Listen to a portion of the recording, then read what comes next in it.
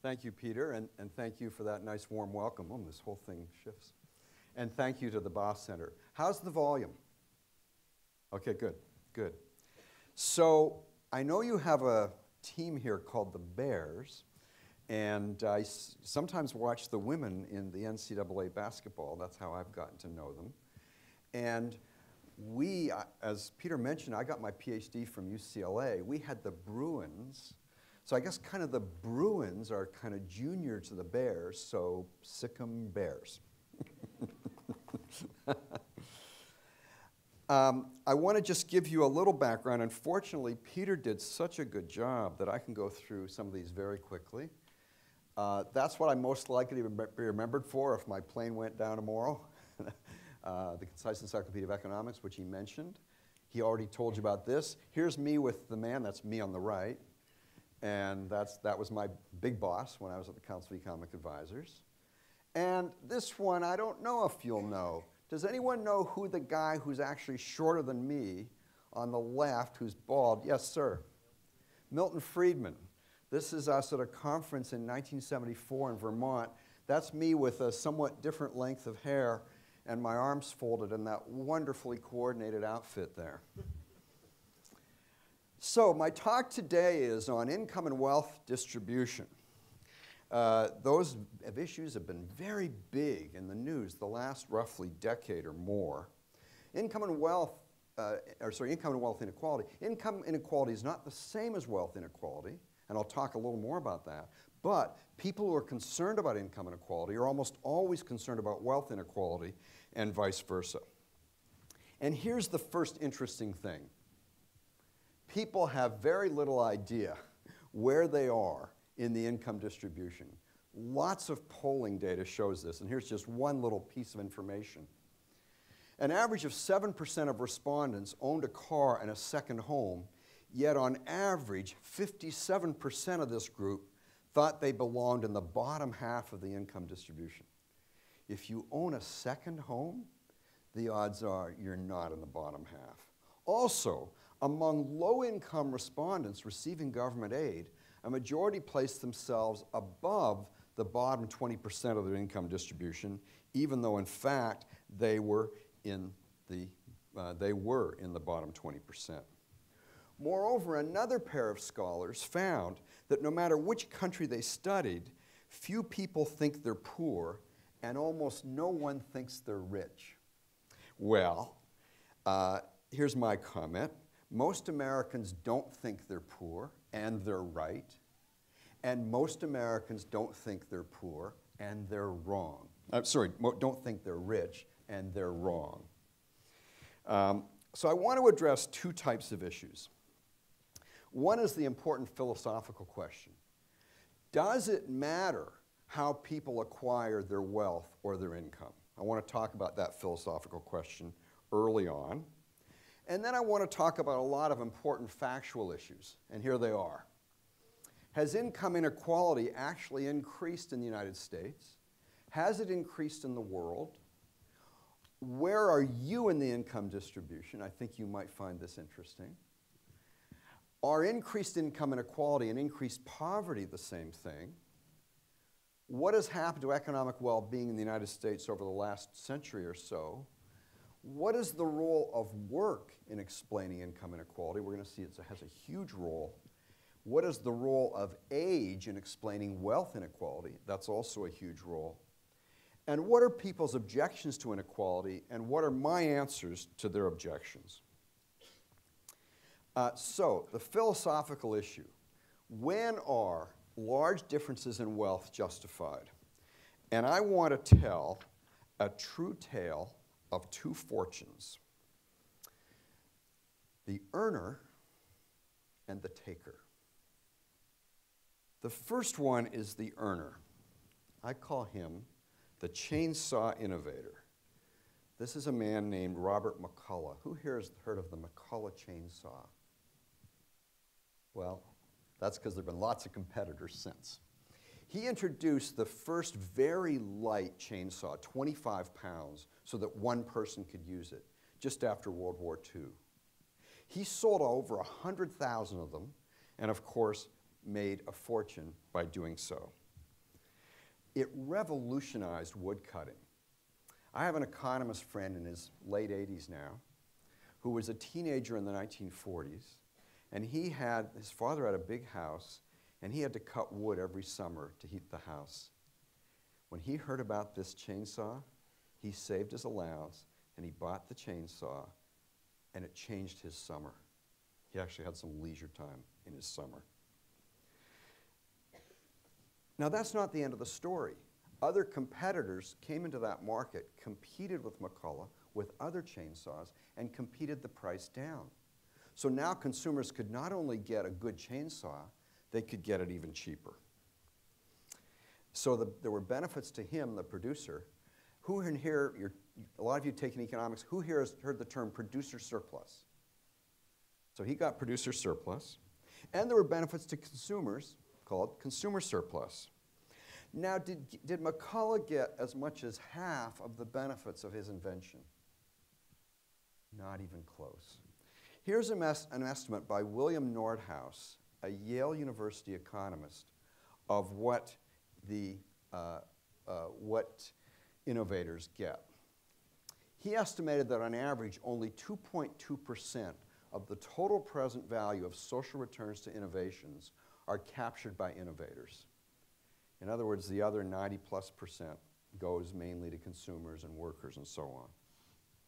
So that's the innovator. That's the person who was the maker, the earner, and of course he was, this place is devoted to entrepreneurship, he was an entrepreneur. Now, I want to talk about, let me just ask you, do you see a problem? Let me point out one of the implications. He makes a lot of money. Consumers each get a little benefit. So if you look at the impact on inequality, does it go up or down? It goes up, right? Because he's taking himself way up in the distribution, and they're taking themselves up only a little per person. Who feels upset by that kind of increase in inequality? Raise your hand. Who thinks there's nothing wrong with that kind of inequality? Raise your hand. You know what? We're going to have a lot to agree on this afternoon. And now I want to show you what I call the taker. But before I show you his picture, I want to tell the story. It's someone of very modest income and wealth who used political power to make himself and his wife very rich. In the 1940s, his wife acquired a radio station just down the road in Austin, Texas. And they acquired it in 1943, and he was a congressman at the time. How did they acquire it? There was another congressman in Georgia who was threatening to cut the budget of the Federal Communications Commission, and he defended the FCC's budget. And so they kind of owed him a favor.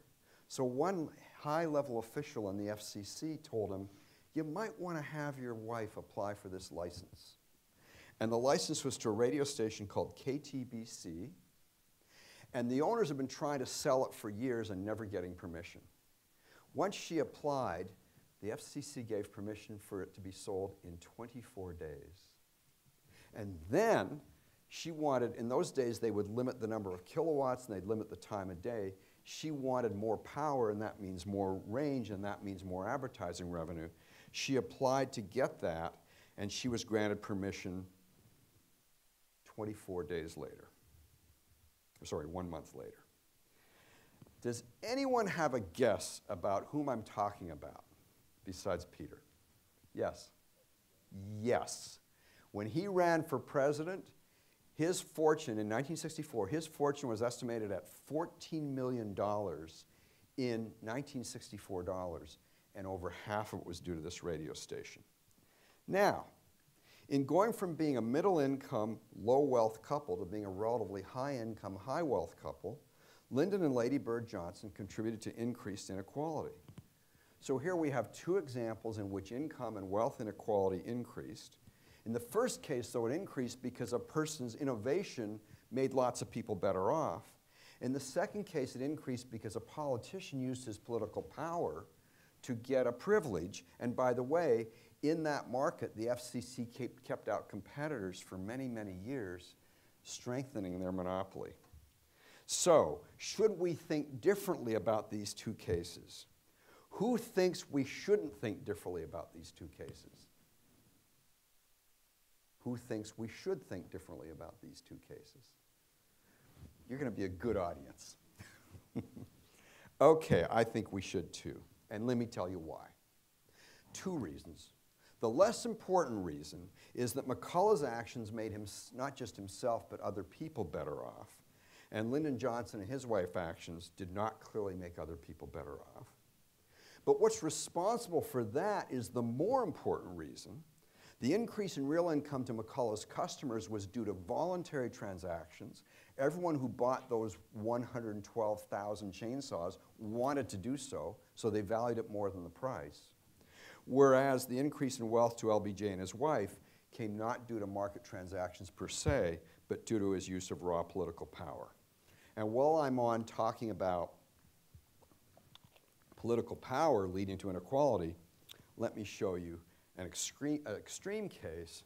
I call him the big taker, Fidel Castro. He was in the top, I calculate, 0.001% in Cuba. Forbes once estimated his wealth at $400 million. Here was this island he hung out in. And of course, he got his wealth by force. By the way, he gave very long speeches, and it was a captive audience, literally. His longest speech was 12 hours.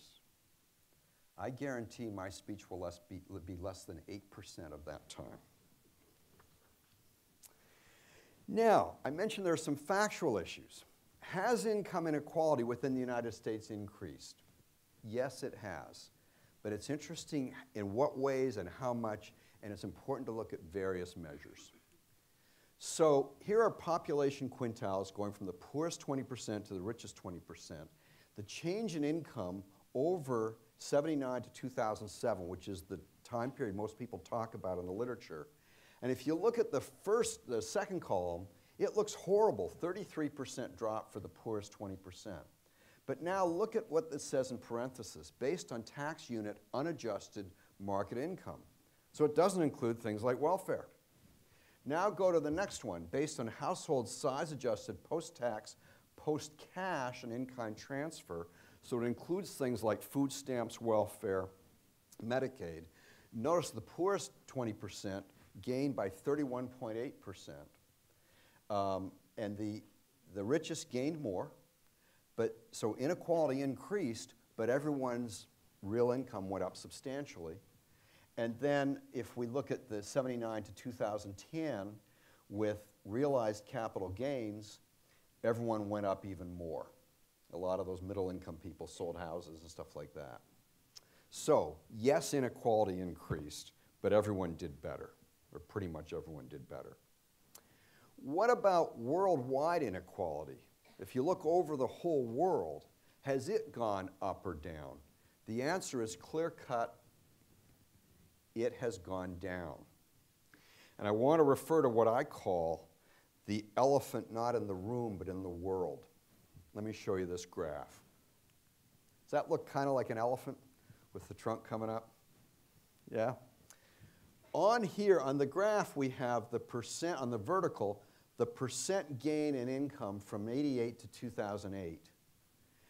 Starting with where you were in the global income distribution. So if you were down here, you were probably in India, China, really poor countries in Africa. And look at your growth in income. And then up here, you're still in those relatively poor countries. People in the United States are way over there. A lot of us didn't do as well compared to them. So in other words, if people at the lower part of the distribution are doing are increasing a lot, and people at the higher end of the distribution are increasing a little, guess what happens to worldwide inequality? It goes down. And in fact, there's something called extreme poverty. It's measured roughly as living on $3 a day. The number of people in extreme poverty in the last 20 years has fallen by 1.2 billion people. There are now fewer than 1 billion people in extreme poverty for the first time ever in history. Now, you might be wondering, where are you? Where are you, and I'm not asking where are you in the US distribution, but where are you in the world distribution? So some of the students here, maybe you're making $20,000 a year. I know maybe you're not, but think about what your parents are giving you. It's probably roughly close to that, right? 30,000, 50,000, maybe some of the faculty, 80,000, 100,000, and so on. Where does that put you? If you're making 20,000, you're in the top 3.65% of the world income distribution. If you're making 30, you're in the top 1.23%. Remember Wall Street, Occupy Wall Street, the top 1%? A lot of people in this room are in it. 50,000, top third of a percent, 80,000, top tenth of a percent, and so on. So you're doing pretty well. I also want to point out there's something called income mobility. People who are in a certain part of the income distribution at one point in time are unlikely to be there forever. They're either, if they're in the bottom, they're likely to move up. If they're in the top, there's some probability they'll move down. And so census data show this. This is from the Census Bureau, September 2015.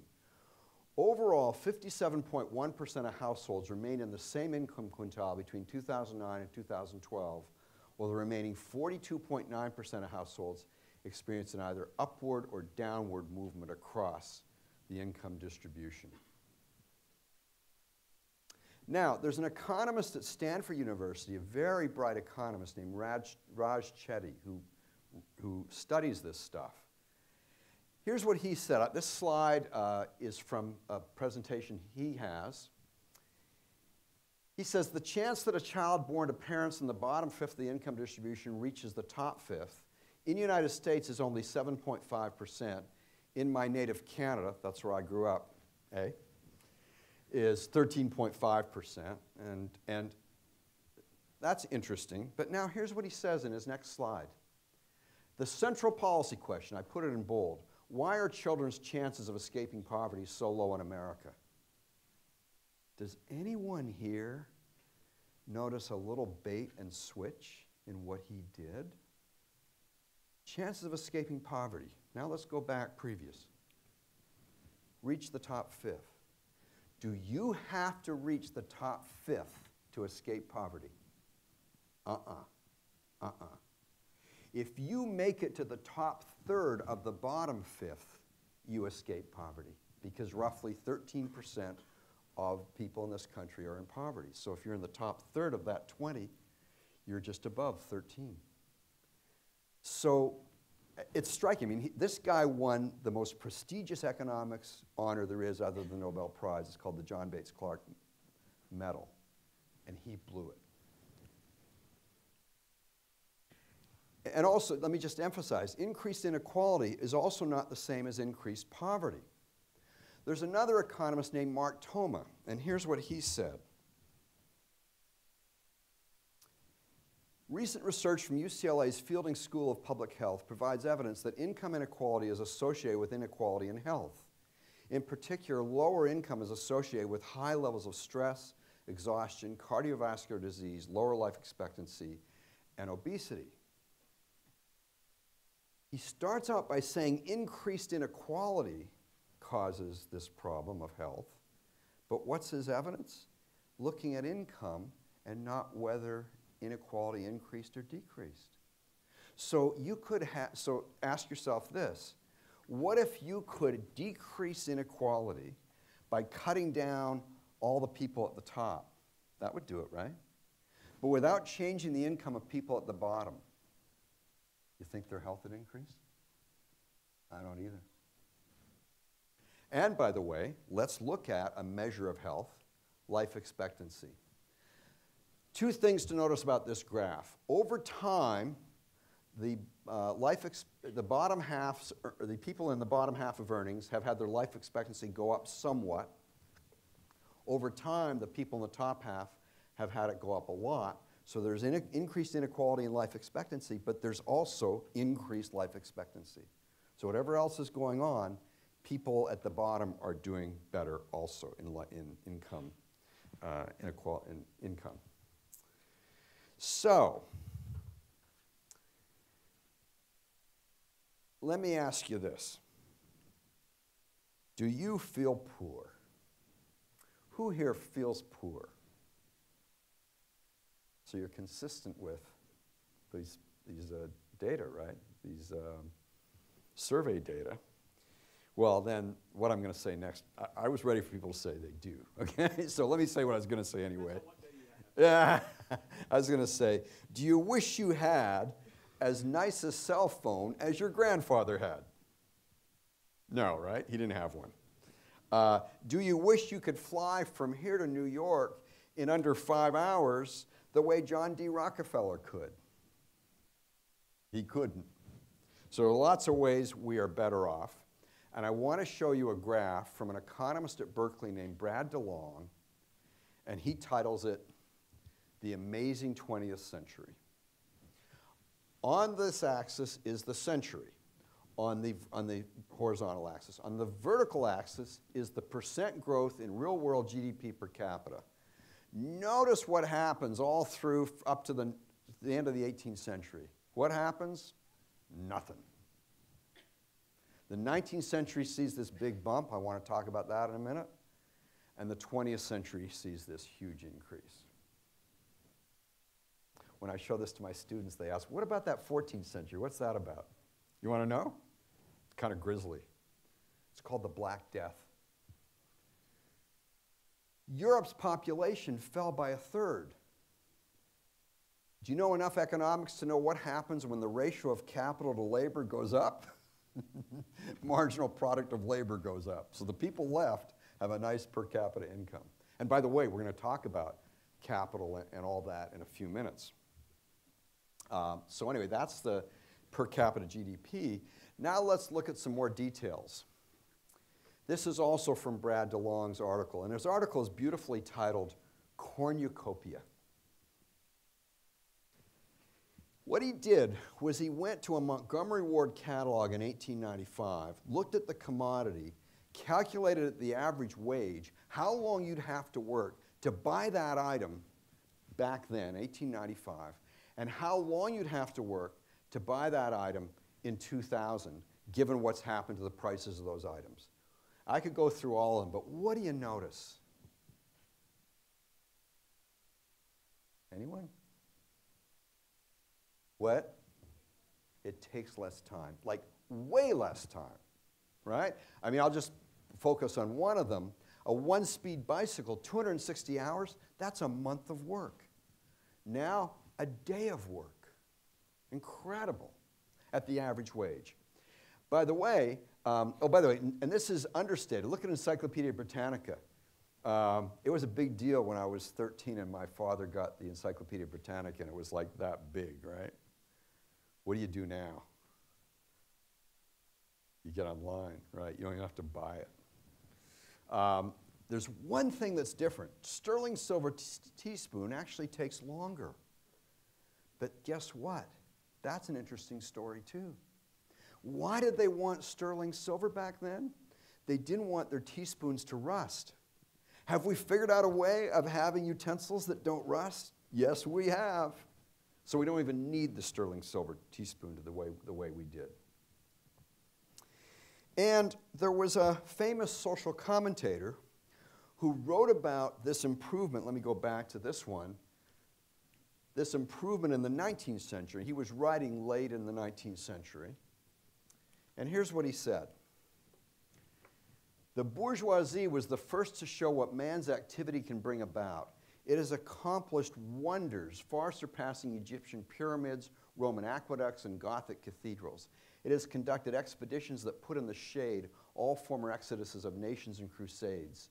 It has, during its rule of scarce 100 years, created more massive and more colossal productive forces than of all preceding generations together.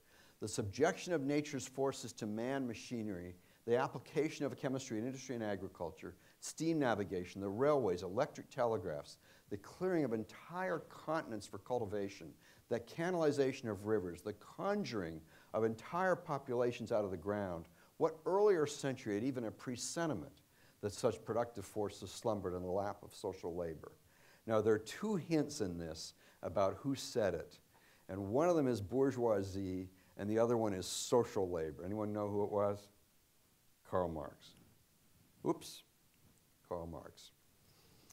Playing Napoleon, it looks like. Now, back to DeLong. Here's what DeLong says after quoting that. Karl Marx was dumbfounded at the pace of the economic transition he saw around him in the middle of the 19th century. Yet compared to the pace of economic growth in the 20th century, all other centuries, even the 19th century, that so impressed Marx were standing still. Who here has heard of a book by Thomas Piketty called Capital in the 21st Century? It made a big splash a couple of years ago. One person, anyone else? Maybe 3, 4, 5, okay, about 6 people. Okay, so he was the one who pushed the idea, he really got people talking more about inequality. But here's what even Piketty said. According to official indices, the average per capita purchasing power in Britain and France in 1800 was about 1/10 of what it was in 2010. In other words, with 20 to 30 times the average income in 1800, a person would probably have lived no better than with only 2 or 3 times the average income today. With 5 to 10 times the average income in 1800, one would have been in a situation somewhere between the minimum and average wage today. In other words, we're all doing way better. So Piketty understands that, but then he slips. He says, and the poorer half of the population are as poor today as they were in the past, with barely 5% of total wealth, just as in 1910. What he's doing is he's looking at the percent of wealth they hold, not whether they're better off. So he blows it by talking about them being poor. They're not poor. Now, we have this, I want to talk about the role of work in poverty and income. We might have this stereotype, well, you got these low-income families and they're working hard, and these high-income families and they're working hard, and they have the same number of workers per family. That stereotype is false. Let me just show you this graph.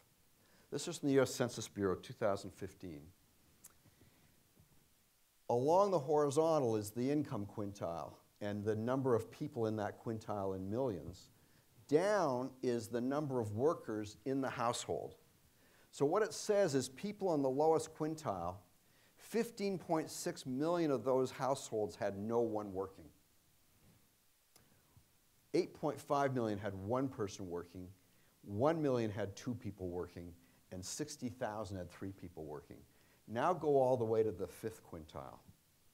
Only 900,000 had no one working, 5.5 million had one person working, 13.7 million had 2 people working.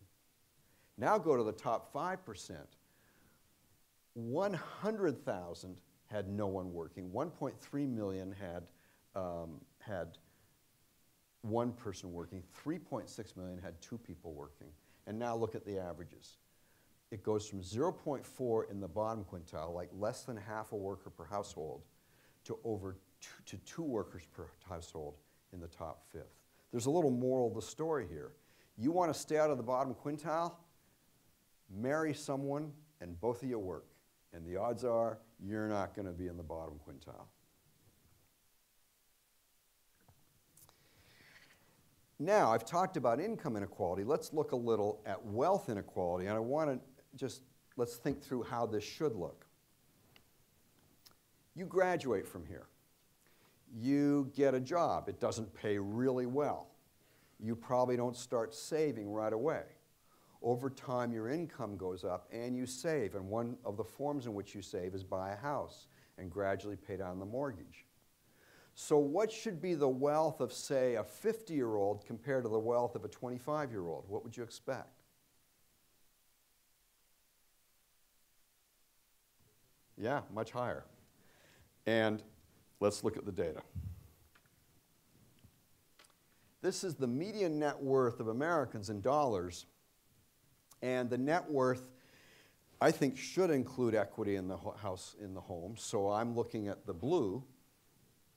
And notice that if you're less than 35 years old, you have almost nothing, the median.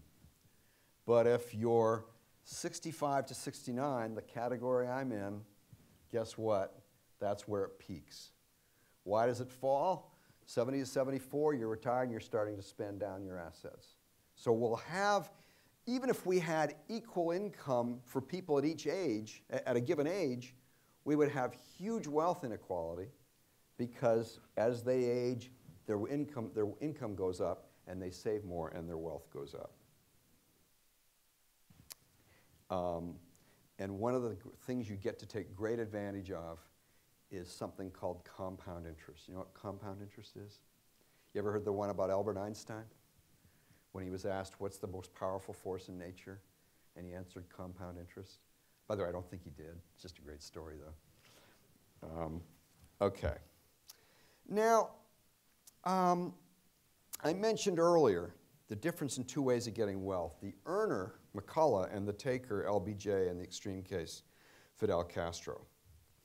Now, a lot of the economists who study inequality tend to look at aggregate data and don't tend to ask how people acquired their wealth.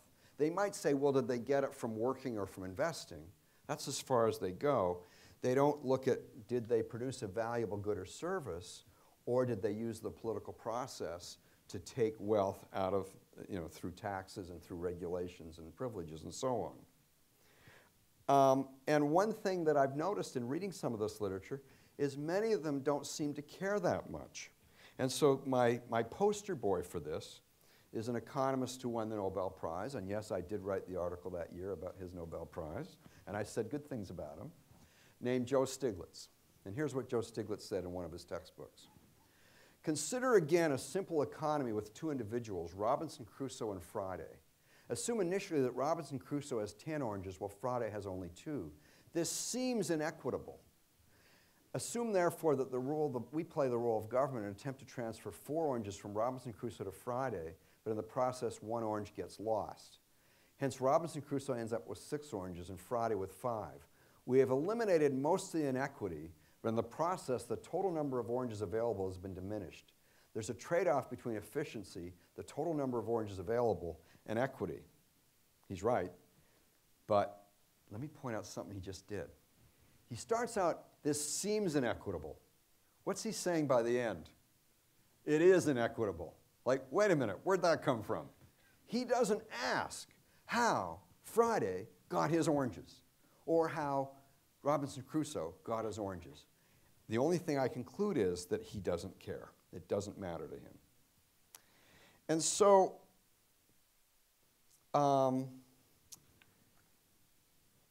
Piketty is slightly better in the sense that, here's what he says.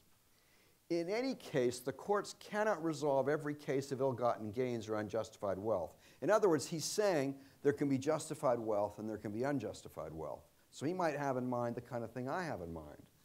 He says a tax on capital would be a less blunt and more systematic instrument for dealing with the question. No, it wouldn't. A tax on capital would be incredibly blunt because it taxes everyone on their capital no matter how they got their capital. Now, imagine you could push one of 2 buttons. You're the czar or the king or whatever. And you can push button A, and it will reduce inequality, but it will slow growth so people will rise more slowly. You can push button B, it will increase inequality, you'll have higher growth, the poor rise quickly, and the wealthy rise even more quickly. And before I ask you how you choose, I want to look at a couple things about what Piketty said. Here's what he said. He would push button A. here's what he advocates. The optimal income tax rate in richer countries is probably above 80%. Take over 80% of income of rich people. And he admits it wouldn't bring in much revenue. But then he also says one might imagine a rate of 0%, so he wants a tax on wealth, 0% for net assets below €1 million and 2% above 5 million. And that's 2% a year forever.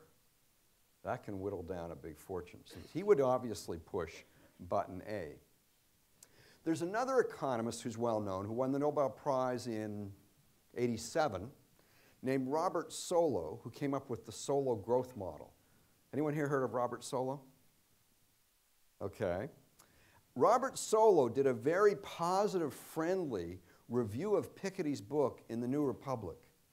But Robert Solow is also a good economist, so he recognized the conflict between button A and button B. Here's what he said. The labor share of national income is arithmetically the same thing as the real wage divided by the productivity of labor. Would you rather, I've bolded this so you can kind of focus on it, would you rather live in a society in which the real wage was rising rapidly but the labor share was falling because productivity was increasing even faster, or one in which the real wage was stagnating along with productivity so the labor share was unchanging? The first is surely better on narrowly economic grounds. You eat your wage, not your share of national income. But there could be political and social advantages to the second option. I'll talk about that later. So it appears that Robert Solow would push button A, even though he recognizes that poorer people aren't going to get richer as fast. And middle-income people aren't going to get richer as fast because he cares so much about inequality. We'll talk in a few minutes about why he might care, but that's very interesting. So now I think we're ready for me to ask you which button. Who here would push button A? Raise your hand. 1, 2. Who here would push button B? Most of the rest of you. If you care to say so, I'd be curious about the people who would push button A. You do not have to, but you may. Okay, but I do have a question for people who push button A. I want to point to something else that's unequal, and that is life expectancy. Look at life expectancy of males and of females. 81 for females, 76 for males. That's incredibly unequal. Maybe, and by the way, as Dwight Lee pointed out, extra years of life give you more time to enjoy life. So if you would push button A, maybe we should reduce the life expectancy of women. What do you think? Good idea? Probably not. So I hope it gets you to reconsider your choice of button A. Okay. Now, I said there can be objection to inequality, and Solow mentioned it, but in the whole rest of the article, he doesn't really say what they are. So let's look at what they could be. I can think of 5 objections. Much of the inequality in wealth is due to people using government to make themselves better off at other people's expense. People who are not in the top fifth have very little. Those with great wealth or high incomes use their wealth to dominate those with little wealth and low incomes. Those with great wealth have a disproportionate influence in the political system, an influence that they use to rig the system against those in the bottom end. Those at or near the bottom end feel bad when they see people with great wealth. So let me look at each of those in turn. The inequality due to people using government to make themselves better off. Go back to the LBJ story. If that were just one story, it wouldn't matter, but it's not. I live in coastal California. Does anyone know what the price of housing is in coastal California? Really high. I'm almost a house millionaire because our house is worth $900,000 and our mortgage is now paid down below $70,000. Why? Why is housing in coastal California so expensive? One reason. People like me, and I'm not one of them, but people like me go to every meeting where someone wants to build a house or an apartment block or a new development, and what do they say? Hell no. And they've been very successful. And so housing, the supply of housing has been highly restricted in California, and the top fifth are getting a lot of their wealth because of those restrictions. So that objection, number one, is actually true. But how about getting rid of inequality, or reducing it at least, not by taxing those people, but by allowing more housing? And you actually are seeing renters in California, young renters your age, lobbying to allow more apartments to be built and more houses to be built, knowing that when the supply goes up, the price comes down. How about people in the top fifth have very little? Well, we've already looked at that. We've seen that they have a lot. That was the cornucopia point. How about domination by the rich? Do the wealthy dominate the non-wealthy?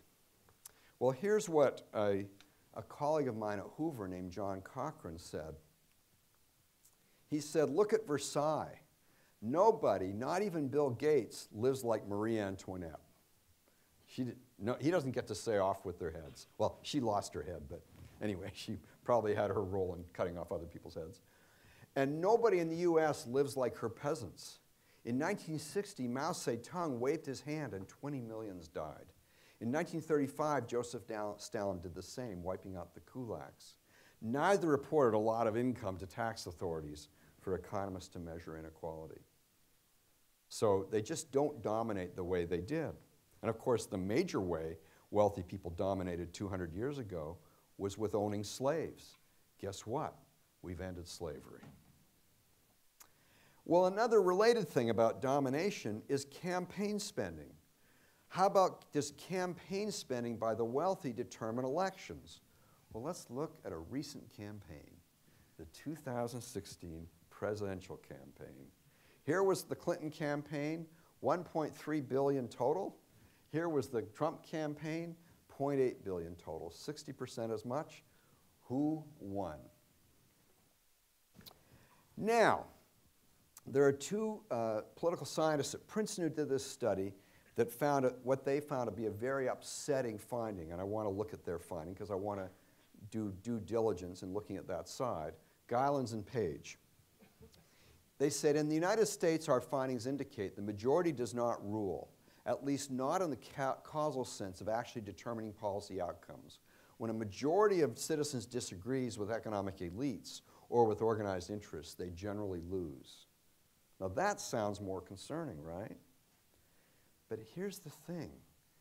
They did it on polling data, very good polling data, very good, you couldn't really question their data. But they weren't asking the rich and the poor about their interests, they were asking them about their preferences. So if the rich's preference is to grind the poor down, that's a problem. But if you look at the data, the rich people tend to be way more pro-free trade, for example, than poor people. And free trade disproportionately benefits poor people. And so if the rich dominate on the free trade issue, and I wish they would a little more with this guy in the White House, then we would actually have, because he's so against free trade, we would actually have more real income for poor people. Moreover, you can't just say if it's a democratic outcome, it's right. Who won the last open election in Germany in 1933? The last one you could really say is open without a lot of corruption at the polls. Adolf Hitler, he won 44% of the vote. Was that a good outcome? I don't think so. So it's important to look at what the rich want, and in many cases, what they want is how policies like free trade that help poor people. Now, There are regulations, there are things you could do though, and here's how I would put it. I want to look at policies that would reduce economic inequality by actually deregulating, and I'll mention 4, even though there are hundreds. So these would make inequality, sorry, I mislabeled that. They would make inequality lower. Or these regulations, yeah, they make inequality higher and make people worse off, so I'm saying let's reduce them. Occupational licensing. There are about 800 occupations in the United States where you have to get government permission to practice them, and you can't always get it. And you often can't get it at a low cost. You have to do a special training. And those aren't just things like lawyers and doctors. Those are hairdressers, interior designers, dietitians, nutritionists. Ever heard of cornrow braiders? In some states, they have to take a course in cosmetology and learn how to use chemicals carefully, even though in cornrow braiding, they don't use chemicals. It's a complete waste of their time, but their competitors in hairdressing push for these restrictions on them. And there's a great organization that I give money to every year called the Institute for Justice that goes after a lot of these restrictions that are keeping people out. And I think you can see how this increases inequality. People have trouble getting those little, somewhat higher level jobs in which they can make a little more money. The second one is the minimum wage law. The minimum wage law prices out the lowest productivity people, making it hard for them to move their way up the economic ladder. And it disproportionately hurts black teenagers, which is why the New York Times back in 1987 had an editorial with this title, "The Right Minimum Wage 0.00. And next one, laws against drugs. I wrote a piece once on not talking about the top 1%, but the bottom 1%. There are approximately 1.8 million people in prison in the United States, which is roughly 1% of the adult population. And people in prison sometimes make 30 or 40 cents an hour. That definitely puts them in the bottom 1%. Some of them are in there for using, selling, producing, importing illegal drugs. Get rid of the drug laws and let them out of prison if they haven't stolen anything or used violence against anyone. And finally, the big one, restrictions on immigration. Here's someone in India. A lot of people in India live that way. If we would allow more people in the United States, we could really further reduce worldwide inequality. And we, by the way, as people hiring them, would gain. They would gain more, but we would gain somewhat. So relax our immigration laws.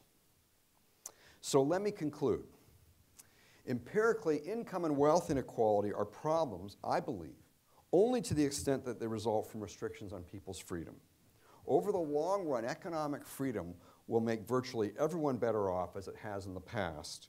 Even those who are less confident than I about the effects of economic freedom should at least get their story straight. Most of the problems alleged to be due to higher inequality, at least the problems that are real problems, are not due to higher inequality, but are instead due to low income. So let's focus on that and forget about inequality.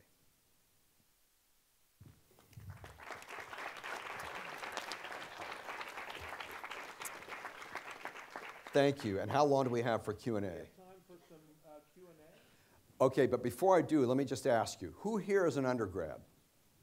Okay. I do a little 2 to 3 minute pitch to undergrads. Do you want to hear it before we go to Q&A? Okay. So you knew about Milton Friedman. Other people knew about Milton Friedman. Milton Friedman used to write me pieces of advice. He called himself my Dutch uncle, and sometimes I took them. And so I'm going to be Uncle David here, Dutch Uncle David. Who here is a freshman or a sophomore? Ooh, okay. So one main piece of advice. take the professor, not the course. You can see a course in the course catalog and it looks incredibly interesting, and a bad professor can make it incredibly boring. You can hear about a professor who's really good, and he or she will get you interested in whatever that topic is. And I do not mean take the course, or sorry, take the professor. I do not mean the professor who gives easy A's. I do not mean that. For juniors, who's a junior or senior? Okay, the other half. So probably a number of you are thinking about what you're going to do next. So here's a little thing I've noticed over the years. Maybe you're doing pretty well here. You get good grades, A's and B's. And you say, what should I do? I don't know what I'll do, so I'll go to law school. Or, I don't know what I'll do, so I'll get an MBA. Or, I don't know what I'll do, so I'll go to graduate school. If that's your only motivation, the odds are reasonable that it's not a good decision. Why?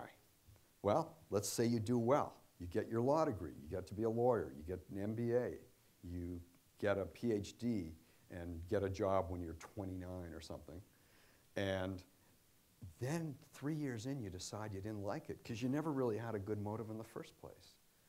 Then you want to change, but meanwhile, you've maybe got married and maybe got a family. And now it's a little harder. We're a wealthy enough country that you can still do it. That's what's so great about this country.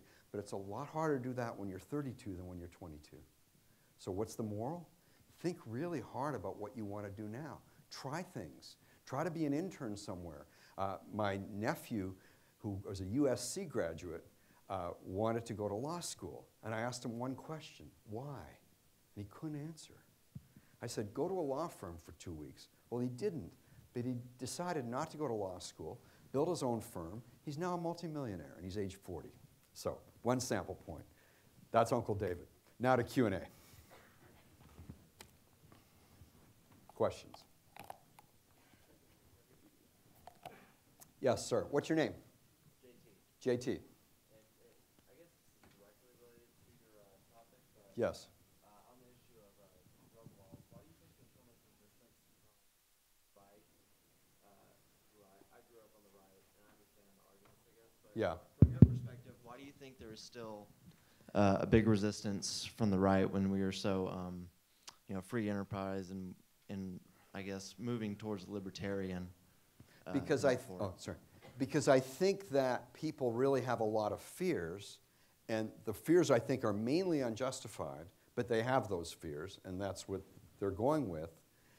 But in fact, most of the problems that people associate with drugs, illegal drugs, aren't due to the drugs, they're due to the illegality. So the price is really high. Why? Because the risk is really high. Why is the risk high? Because it's illegal. So if they made coffee illegal, that other import from Colombia, and they had as strict laws against that, so you go to prison for 20 years for dealing in coffee, you'd be able to get coffee. You wouldn't go to Starbucks, it'd be gone. You'd get in a back alley in a brown paper, well, it isn't a brown paper, anyway, you'd get in a brown paper bag, and you wouldn't know the quality. You'd pay 20 times as much for it, and some people might steal in order to support their coffee habit. So that goes away, and just people haven't been told that. They don't, and by the way, people don't have strong incentives to think about it, because let's say they conclude that the drug laws should be eliminated. Well, that doesn't get them to be eliminated. But that's why I go around giving these talks and trying to get people to get motivated about it. Thank you. Sure. Miss.